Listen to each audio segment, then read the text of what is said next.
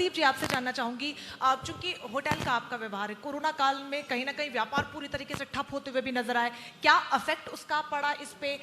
At the same time जिस तरीके से लगातार आप समाज के लिए भी काम करते रहे, कैसे बैलेंस बिठाया?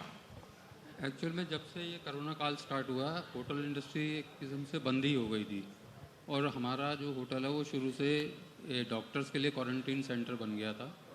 3 महीने हमने सब डॉक्टर्स के लिए अपना होटल खोल रखा था, उनकी सेवा करी। उसके बाद जो स्टूडेंट्स बाहर रहते थे, जो वंदे मातरम स्कीम के तहत आए, उन लोगों को भी होटल में ठहराया। उसमें बहुत से लोग कोरोना पॉजिटिव भी निकले, जिसकी वजह से हमारे स्टाफ भी इन्फेक्टेड हुआ। लेकिन हमने फिर भी अपनी जो सेवा है वो लगातार जारी रखी जी। और होटल इंडस्ट्री का जहाँ तक नुकसान है वो तो अभी भी भरपाई नहीं हो पा रही है। 6 महीने तो होटल इंडस्ट्री बिल्कुल ही बंद रही और अभी भी जो लोग हैं वो बहुत कम तादाद में आते हैं, क्योंकि अभी लोग डरते हैं आते हुए। रेस्टोरेंट्स वगैरह में या रूम्स में आदमी स्टे करते हुए डरता है, जबकि हम सैनिटाइजेशन का और हर चीज़ का पूरा ध्यान रखते हैं जी। और अपने स्टाफ को भी जितनी प्रिकॉशंस है वो सब दी जाती हैं। जी। अगर उसमें किसी को थोड़ा भी बुखार होता है तो हम जब तक उसका पॉजिटिव टेस्ट या नेगेटिव नहीं रिपोर्ट देख लेते उसे ड्यूटी पर नहीं लेते हैं। जी।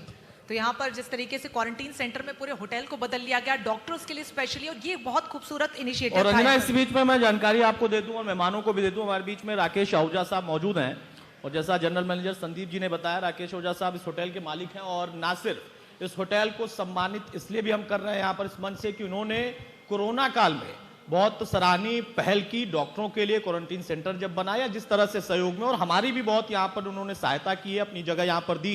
उस मेहमान को भी हम यहाँ पर बीच में एक बार जोरदार तालियां हो जाए। और इसी बीच में मैं चाहूंगा रंजना उनसे भी जरा उनके वक्तव्य को हम जाने कि कैसा लगा ये अचानक से आई चुनौती में। राकेश जी 2 लाइनें चंद प्लीज प्लीज।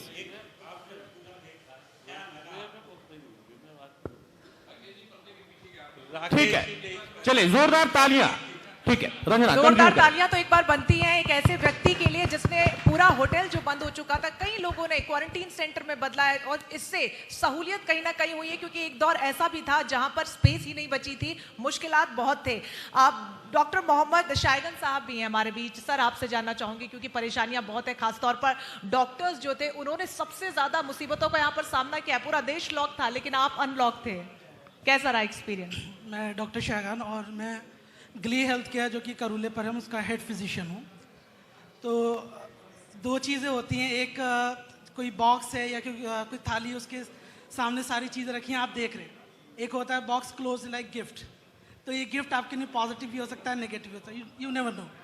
तो जो कोरोना आया तो एक पंडोरा बॉक्स की तरह है। सो जैसे ही हमने इसको देखते गए, चलते गए, इसमें झांकते गए, तो हमें इसके बारे में नई नई चीज़ें पता चलती गई और जो मुश्किलात जो आई हमारे सामने वो हमें देखती रही।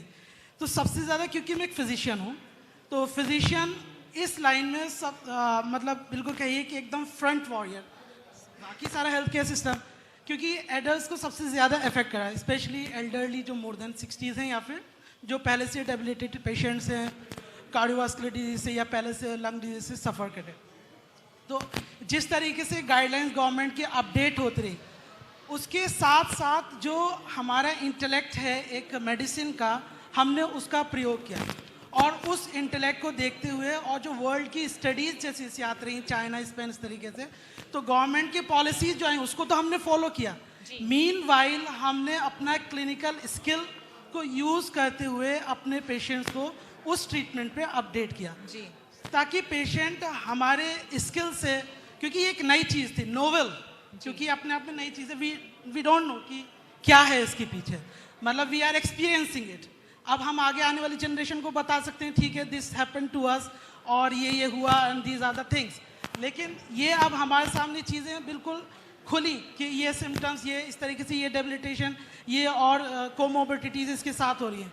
सो वी डेल्ट जितना हमसे हो सका और आगे भी जितना एक्सपोज होंगे इस चीज़ से, इस नॉलेज से, इस बूम से, हम इस तरीके से आगे करते रहेंगे। नो डाउट हमारा हेल्थ सिस्टम ऑलरेडी कॉम्प्रोमाइज्ड है क्योंकि we lack a lot of specialized doctors, लेकिन उसके बावजूद जितना हमसे हो सका, और ख़ास तौर से मुरादाबाद का जो करूला एरिया है वो काफ़ी हेल्थ फैसिलिटी से बहुत डिप्राइव्ड है, लेकिन उस दौरान भी हमने, जब सब लोग अंदर थे, हम वहाँ डेली जा रहे थे और पेशेंट्स को जितने प्रोटोकॉल से हो सकता था करा, और many times we broken those protocol in order to save the patients.